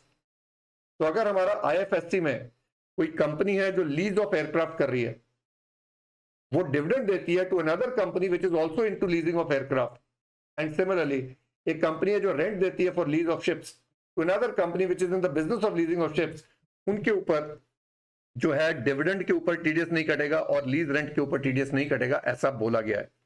तो no deduction of tax under 194 on dividend paid by any unit of an IFSC primarily engaged in the business of leasing of an aircraft to a company, being a unit of IFSC primarily engaged in the business of leasing of an aircraft. So section 194 requires deduction of tax at the rate of 10% by principal officer of a domestic company. ये तो अपने को पता है। As per 197A 1F कोई TDS नहीं कटेगा, or at a lower rate from such payment to a person or class of persons including institution, association or body or class of institution as is notified by the government। तो उन्होंने बोला less rate होता है 197 में। In exercise of the powers under 197A 1F, central government has wide its notification with effect from 1st September 23. No tax is required to be deducted under 194 from the dividend paid by any unit of an IFSC। यानी ये जो IFSC में unit है, काम क्या करता है? Engaging business of leasing of aircraft to a company। इस कंपनी को दे रहे हैं, being another unit in IFSC primarily engaged in the business of leasing of aircraft subject to the following। The payee यानी जिसको डिविडेंड मिल रहा है has to furnish and verify a statement cum declaration to the payer giving details of the previous year relevant to the assessment year in which the dividend income eligible for exemption under 1034B is available। तो ये TDS का exemption क्यों दिया गया? क्योंकि अपने को पता है ये जो डिविडेंड आ रहा है from a company engage in leasing of aircraft is exempt under 1034B। तो इस वजह से कोई भी टीडीएस नहीं कटेगा, तो उनको ये स्टेटमेंट देना है कि भाई we are eligible for exemption under 1034B। The payer would not deduct tax on the payment made or credited to the recipient of such dividend after the date of receipt of the copy of the statement cum declaration from the payee। यानी pair को जब ये copy मिल जाएगी तो वो उस date के बाद जो डिविडेंड देगा उस पर टीडीएस नहीं काटेगा। And he will furnish the particulars of all payments made to such a recipient on which tax has not been deducted in the statement of deduction of tax under 200 subsection 3। तो ये हो गया एक part. Now no deduction of tax at source under 194I on lease rent or supplementary lease rent made by a person to a person being a unit of an IFSC for lease of ship। जो leasing of ships में है, lease of ships का unit है IFSC में, उनको अगर कोई lease rent आ रहा है उस पर टीडीएस नहीं कटेगा क्योंकि इनकी इनकम इज एग्जेम्प्ट, देयरफॉर उस पर कोई भी टीडीएस नहीं कटेगा। तो पहले आईसीआई ने बताया 194I क्या है, फिर 197A 1F बताया भी अगर कुछ नोटिफाई होगा तो लोअर रेट या एग्जेम्प्ट हो जाएगा। तो उन्होंने in exercise of the powers again 1 सितंबर 23 को बोला no tax is required to be deducted under 194I from lease rent और supplementary lease rent made by a lessee to a lessor. और लेसर जो है वो आईएफएससी में शिपिंग बिजनेस के लीज में एंगेज है, provided the lessor has to furnish. अच्छा, ये जो शिपिंग बिजनेस में है उसको ये फर्निश करना है, वेरीफाई करना है स्टेटमेंट कम डिक्लेरेशन कि भाई वो 80LA के अंडर कवर्ड है एंड जिस साल लीज रेंट आ रहा है it relates to the previous year relevant to the 10 consecutive assessment years for which the lesser opts for claiming deduction under 80LA। तो लेसर जो है वो 80LA में कवर्ड है, वो डिक्लेरेशन देना है, तभी लीज रेंट पे टीडीएस काटने से मनाही होगी। असेसिंग ऑफिसर लेसर को एक बार सर्टिफिकेट देगा जो वो अपने पेयर को भेजेंगे ताकि वो टीडीएस ना काटे। The Lesi would not deduct tax on payment made or credited to the lessor after the date of receipt of the copy of the statement cum declaration and also furnished particulars। जो payment उन्होंने lease rent की करी है जिस पे TDS नहीं काटा है बिकॉज ऑफ दिस सर्टिफिकेट, उसका डिटेल उनको अपनी स्टेटमेंट में देना पड़ेगा। ठीक होगी बात। चलिए अगले वाला जो है काफी इंपॉर्टेंट है, सिंपल है, ज्यादा मुश्किल नहीं है, पर हाँ समझना जरूरी है। So we are going to look at guidelines given under 194.04। You know, before we go to what the guidelines say, we need to understand the problem। हमने जब 194O करा, हमने बहुत सिंपल सी बात करी कि एक ई कॉमर्स ऑपरेटर है और एक सेलर है जिसको हम बोलते हैं ई कॉमर्स पार्टिसिपेंट, और एक बायर है, यानी there is only one e commerce operator and there is a buyer. तो बहुत सिंपल सी बात थी, बायर ने अगर 100 रुपए दिए, सेलर को आपने 100 रुपए देने हैं, लेकिन आपने अपनी कमीशन 10 रुपए की काट के उसको 90 रुपए दिए। तो पहली बात, आपको ग्रॉस अमाउंट पे टीडीएस काटना है, और टीडीएस कौन काटेगा? ई कॉमर्स ऑपरेटर काटेगा अंडर सेक्शन 194O। 10 ये 100 रुपए के ऊपर it is 1%, that is the amount of TDS that will be deducted. ये बात क्लियर है। अब हम ये बोले कि बायर जो है वो डायरेक्टली नहीं खरीद रहा है, अभी एक और ई कॉमर्स ऑपरेटर आ गया बीच में और इसके थ्रू बायर ने खरीदा। आजकल there is a network, a platform where there are multiple e commerce operators involved in one transaction. अभी 2 मिनट में वो भी समझाता हूं, पर पहले एक सिंप्लीफाइड लॉ कर लें। अब ये इसको बोला जाएगा buyer side e commerce operator ना। अगर सिंपल भाषा में बात करूं, मेरी बुक सेल हो रही है, मैं सेलर हूं, let's say Arvind Tuli is a seller. यहां पर ई कॉमर्स ऑपरेटर कौन आया? तो चलिए मेरी बुक सेल लिस्टेड है एक platform let's say x limited पर, ये ई कॉमर्स ऑपरेटर है। एक और ई कॉमर्स ऑपरेटर है वाई लिमिटेड, और बायर वाई लिमिटेड में जाके सर्च करता है अरविंद तुली सीए फाइनल क्लासेस, उसको नहीं मिलती हैं। पर ये दोनों नेटवर्क लिंक्ड हैं, यानी इनको एक ही प्लेटफॉर्म पे सर्च अलाउड है, तो उनको दिखता है कि भाई एक्स लिमिटेड में मिल रही हैं बुक्स, और ये बुक सेलर से सेल हो जाती है। अब ये पूरी ट्रांजैक्शन में सपोज किताबें यहां से 1,000 रुपए की बायर ने पेमेंट करी, क्योंकि सेलर ने लिस्ट करी हुई थी 1,000 रुपए की। अब यहां से बायर ने अपने कमीशन काटी 1,000 रुपए में, लेट से 100 रुपए की कमीशन इसने काटी और 900 रुपए आगे दे दिए। सिमिलरली इसने भी अपनी 50 रुपए की कमीशन काटी और 850 रुपया सेलर को दे दिया। अब दो सवाल उठते हैं, टीडीएस काटेगा कौन? क्योंकि रिमेंबर टैक्स इसकी इनकम पे कट रहा है, यानी टीडीएस किसकी काटना है? सेलर के इनकम का है। तो टीडीएस काटेगा कौन? आई थिंक लॉजिकल बात होती है कि अगर हम इसको बोलें seller side e commerce operator, seller side e commerce operator, तो टीडीएस तो यही काटेगा। कितने पे काटेगा? ग्रॉस अमाउंट है। ग्रॉस अमाउंट कितना है? ग्रॉस अमाउंट तो 1,000 रुपए है, तो टीडीएस कितने पे कटना चाहिए? 1,000 रुपए। तो अगर बेसिक पॉइंट बात करूं तो वो हमें बता रहे हैं कि seller side e commerce operator tax काटेगा, और कितने पे काटेगा? 1,000 रुपए पे काटेगा। बिकॉज अल्टीमेटली 50 रुपया जो है वो सेलर का खर्चा है, और ये जो 100 रुपया है ये इस ई कॉमर्स ऑपरेटर का खर्चा है। अल्टीमेटली पैसा जो सेलर को आना चाहिए था for sale of product is 1,000 rupees. इसका एक और पार्ट लेते हैं। सपोज करते हैं कि डिस्काउंट दिया गया, तो हम कहते हैं सेलर ने खुद बोला है कि मेरी 1,000 रुपए की चीज है, आप इस पे 10% डिस्काउंट दे सकते हैं। तो यहां पर बायर ने 900 रुपए दिए और आगे 90 रुपए का उन्होंने कमीशन काटा, 810 रुपए दिए।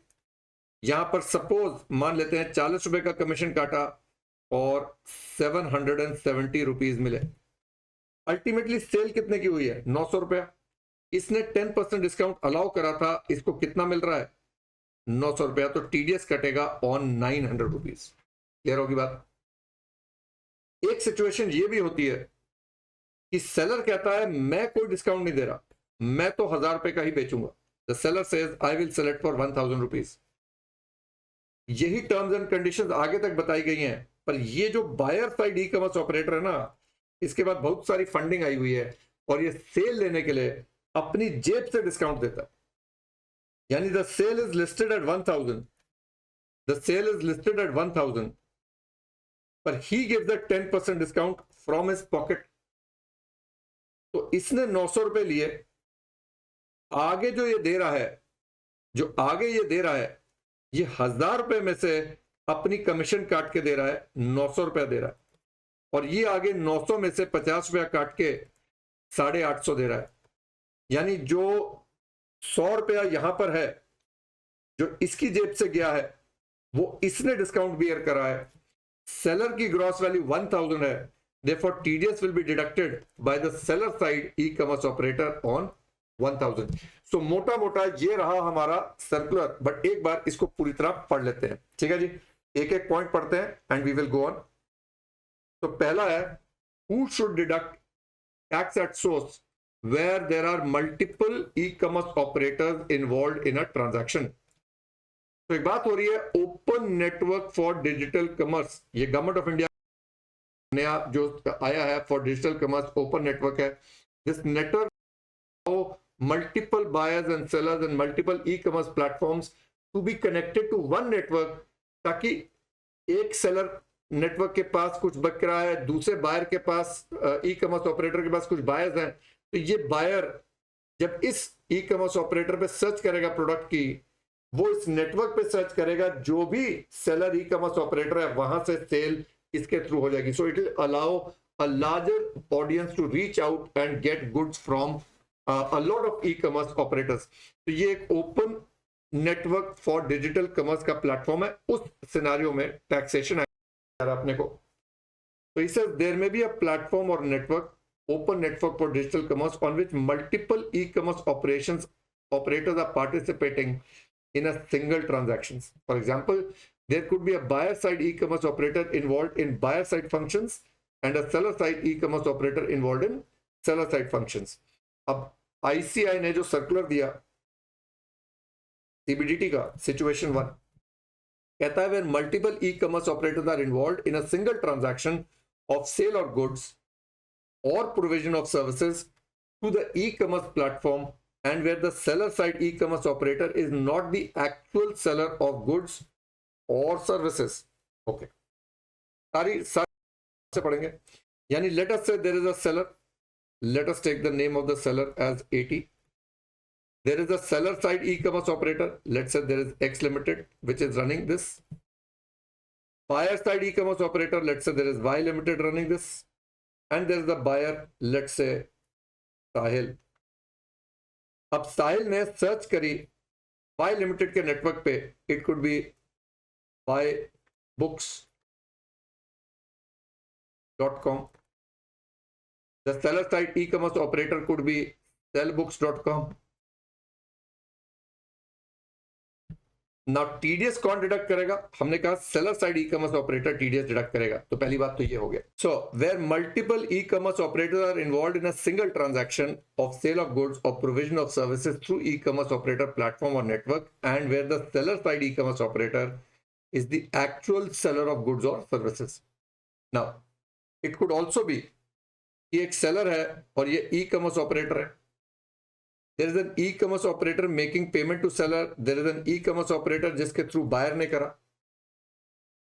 जैसे फॉर एग्जांपल मैं बोलूं मेरी अपनी साइट है, वेबसाइट है, मैं अपनी वेबसाइट से अपनी किताबें भी बेचता हूं, अंकित ओबरॉय सर की किताबें भी बेचता हूं, नकुल सर की किताबें भी बेचता हूं, राहुल पंचाल सर की किताबें भी बेचता हूं. मैं सारी किताबें अपनी वेबसाइट से बेचता हूं. बेचूं या ना बेचूं, चलो बेचता हूं. अब मैंने जो बेचना, I am an e commerce operator which is also the seller, और मैं अपनी बुक्स बेचता हूं. अब मैंने या तो डायरेक्टली इसके थ्रू बेची तो इसने मुझे पेमेंट करी, तो यहां पर TDS ये काटेगा.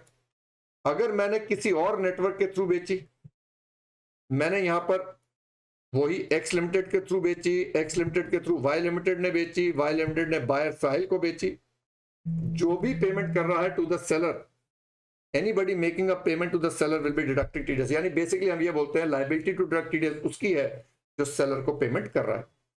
तो it says in such a situation, since on the selling side the seller itself is an e-commerce operator and is directly interacting with an e-commerce operator, compliance under 194O is to be done by the e-commerce operator which finally makes the payment or deemed payment to the seller for goods or services sold. तो बात वहीं आ गई, seller को जो payment कर रहा है उसको TDS काटना है. चलिए, now it comes, e commerce operators जो है कुछ फीस लगाते हैं. फॉर एग्जांपल कन्वीनियंस फीस लग गई, कमीशन लग गई. The seller might levy logistics and delivery fees for the transaction. Payments may also be made to the platform और network provider for facilitating the transaction.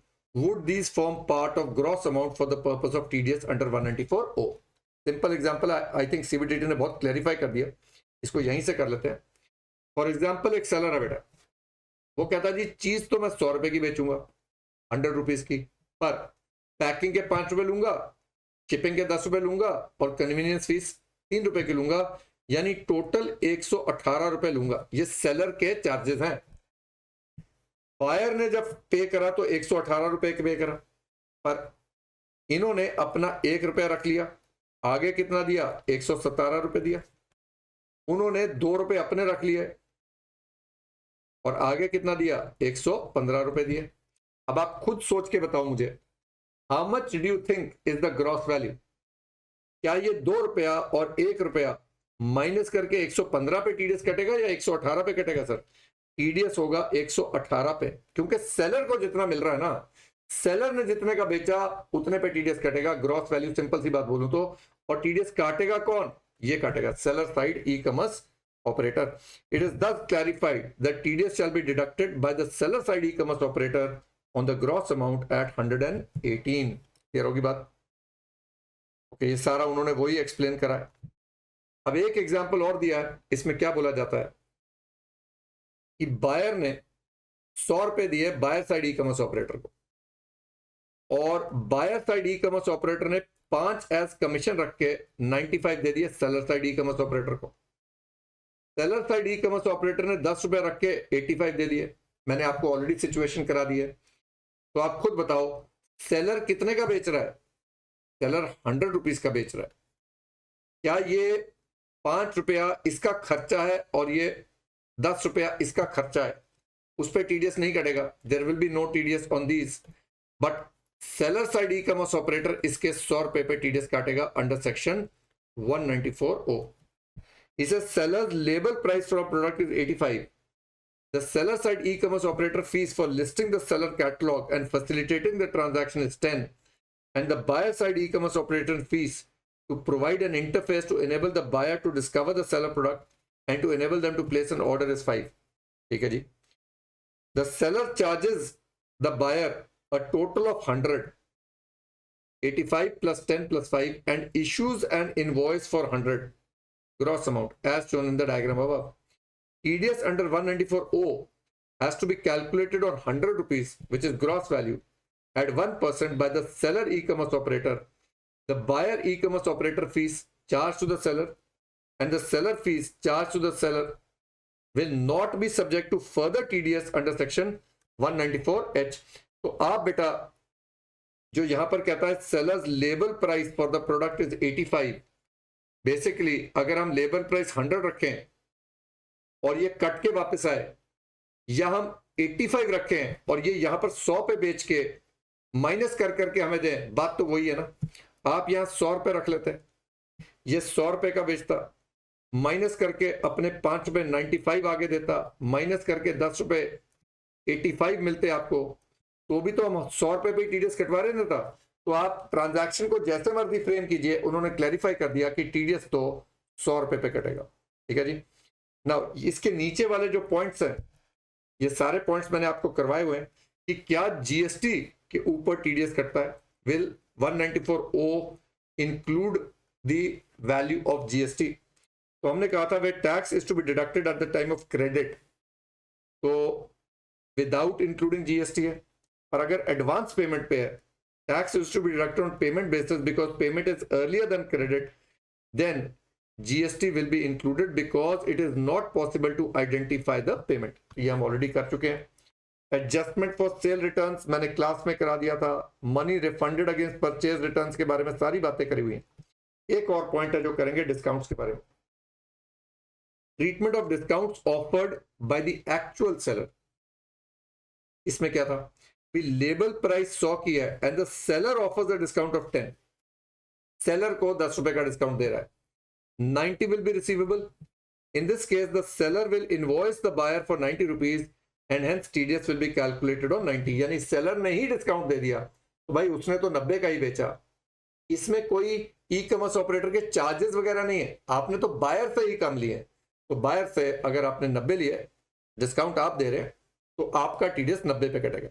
लेकिन if the discounts are offered by the buyer e commerce operator और the seller e commerce operator, for example buyer ने 90 रुपए दिए तो buyer side e commerce operator, तो buyer side e commerce operator gives a discount of 10 to the buyer. ये अपनी जेब से दिया है, फ्रॉम ओन पॉकेट। फंडिंग ज्यादा आ गई ना सर, इस वजह से दे गए।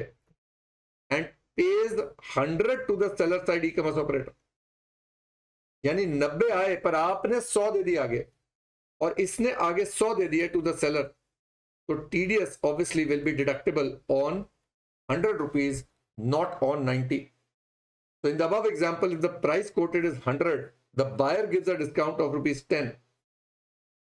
90 will be collected from the buyer and remitted to the seller, and the buyer e-commerce operator will pay the remaining 10 to the seller via the seller e-commerce operator. The invoice on the buyer will be raised for 100 and tax will therefore be deducted by the seller side e-commerce operator on 100, which is the gross amount of sales। तो in simple English जो मैंने शुरू में एक बार बातें करी थी, एक बार दोबारा उसको रीट्रेट कर देते हैं, just so that we have clarity. Simple बात करेंगे, आ जाओ। तो मैंने एक एग्जांपल लिया था कि भाई आपने 1000 रुपए की लिस्टिंग करी है, बायर ने 1000 रुपए दिए, तो बायर और सेलर दोनों की जेब से कितना जा रहा है, इतना पहुंच रहा है। बीच में जो कट रहा है बेटा वो कमीशन है, वो ग्रॉस वैल्यू में रहेगा ऐड। ये यहां पर 850 कोट कर दे, लेकिन बायर की जेब से 1000 जा रहा है। बेसिकली आपने कमीशंस जो हैं, instead of showing it as part of selling price, वो पहले ही माइनस करके कोट करा, इस चक्कर में कि भी टीडीएस 850 पे कटे, बट टीडीएस तो ₹1000 पे कटेगा, और काटेगा कौन? Seller side e commerce operator. Then I said if the e commerce operator which is the buyer e commerce operator अपनी जेब से डिस्काउंट दे रहा है, सेलर ने ₹1000 का बेचा, ये डिस्काउंट आपने अपनी जेब से दिया, आपने seller side e commerce operator को भी ₹1000 के हिसाब से दिया, then TDS will be deductible by the seller side e commerce operator at the gross value. लेकिन अगर सेलर ने ही ₹900 का बेचा है, इसी ने डिस्काउंट दे दिया है, तो अब टीडीएस जो कटेगा विल बी ऑन ₹900। ठीक होगी बात? चलिए next one, quoting of PAN number we know is compulsory for certain transaction जो सीबीडीटी ने नोटिफाई करी है, रूल 114B है। उसमें एक प्रोविजो था जिसमें कहा गया था कि अगर आपके पास पैन नंबर नहीं है तो आप फॉर्म 60 में एक डिक्लेरेशन दे सकते हैं। पीछे एक अमेंडमेंट आया था, आपको याद होगा, सीबीडीटी ने अमेंडमेंट करा था कि कंपनी और फर्म को फॉर्म 60 में डिक्लेरेशन देना अलाउड नहीं है। तो मैं पढ़ देता हूं एक बार ताकि याद आ जाए। CBDT, by this notification, amended the second proviso to Rule 114B to withdraw such relaxation for a company or a firm. And second proviso कहता था, the requirement of mandatorily quoting of PAN is relaxed where a person does not have a PAN and makes a declaration in Form 60 giving details thereof. यानी इस amendment से क्या हुआ कि एक company और फर्म Form 60 नहीं भर सकते हैं, डिक्लेरेशन उनको पैन नंबर लेना ही जरूरी होगा। लेकिन क्योंकि फॉरेन कंपनी के पास पैन नहीं होता है तो उन्होंने क्या किया, तो he says who does not have any income chargeable to tax in India and does not have a PAN, so ऐसी फॉरेन कंपनी जिसका इंडिया में कोई इनकम नहीं है और पैन नंबर नहीं है, and enters into the following transactions in an IFSC banking unit has to make a declaration number in form 60। so foreign company अगर IFSC में किसी बैंकिंग यूनिट के साथ ट्रांजैक्शन कर रही है तो उनको डिक्लेरेशन फॉर्म 60 में अलाउड है। वो ट्रांजैक्शंस क्या हैं, कोई आप अकाउंट खोल रहे हो, करंट अकाउंट खोल रहे हो, other than basic savings account, तो करंट अकाउंट हो गया, कैश ट्रेड अकाउंट हो गया, उसमें फॉर्म 60 भरा जा सकता है। और time deposit with the banking company, post office, Nidhi, NBFC, जहां पर आप FD का जो अमाउंट है 50,000 से ज्यादा होगा या साल का 5 लाख से ज्यादा होगा। तो बेसिकली कहने का मतलब यह है कि फॉर्म 60 का जो डिक्लेरेशन है कंपनी और फर्म के लिए अलाउड नहीं है, पर एक फॉरेन कंपनी जो IFSC में, जिसकी इनकम इंडिया में कोई भी टैक्सेबल नहीं है, IFSC के किसी बैंकिंग यूनिट से डीलिंग करती है with regard to opening of an account या with regard to an FD, तो उनको फॉर्म 60 कर सकते हैं। देन बच्चों एक था, अगर आपको याद होगा, that mandatorily applying for pan था, अगर आप पैसा जमा करवा रहे हो 20 लाख या उससे ज्यादा, या आप विड्रॉ कर रहे हो 20 लाख या उससे ज्यादा, या आप करंट अकाउंट या कैश ट्रेड अकाउंट ओपन करना चाह रहे हो, तो उसमें आपको पैन नंबर मैंडेटरली अप्लाई करना है within 7 days before you are doing this. Now इसमें CBDT ने एक और नोटिफिकेशन जो दिया है वो ये है that a person is not required to apply for PAN और quote such PAN in a case, यानी ये वाली जो कंडीशंस है किसको नहीं लग रही हैं, where the person making the deposit or withdrawal of an amount otherwise than by cash as per point 1 or 2 above, or opening a current account not being cash credit account as per 3 is a non-resident, not being a company or a foreign company, and the transaction is entered into with an IFSC banking unit, यानी banking unit कहाँ है, IFSC में है। Such non-resident, not being a company or a foreign company, does not have any income chargeable to tax in India. So relax किया इन्होंने that they are not required to apply for a PAN अगर वो transaction is entered into with an IFSC bank, non-resident, not being a company or a foreign company, does not have any income chargeable to tax in India. Now एक आया substitution of rule 14B for guidelines, जो हमारा expenses for audit और inventory valuation हो गया under 142(2)A। आप लोगों को पता है कि इस साल से इन्वेंट्री वैल्यूएशन जो है वो कॉस्ट अकाउंटेंट करेगा, तो ये वाला जो एक नोटिफिकेशन है एक फीस बता रहा है उनके लिए कितना चार्जेबल होगा या कितना पेबल होगा। We all know fees is determined by the commissioner and payable by the government. So accordingly CBDT ने एक नोटिफिकेशन निकाला है for the purpose of determining expenses for audit or inventory valuation under 142(2)A. Every chief commissioner would maintain a panel of accountants, जो chartered accountants हैं, cost accountants out of the persons referred to in section 142 for the purpose of 142(2)A. यानी chief commissioner साहब एक empanelment रखेंगे, पूरा detail रखेंगे, list रखेंगे of chartered accountants, और अब आ गया वर्ड कॉस्ट अकाउंटेंट्स, क्योंकि इन्वेंट्री वैल्यूएशन ये लोग करेंगे। The expenses of and incidental to audit or inventory valuation, including the remuneration of accountant, cost accountant, qualified assistants, semi-qualified and other assistants who may be engaged by such accountant or cost accountant should not be less than 3750 and not more than 7500 for every hour of the period as specified by the assessing officer under 142(c). Such period shall be specified in terms of the number of hours required for completing the report.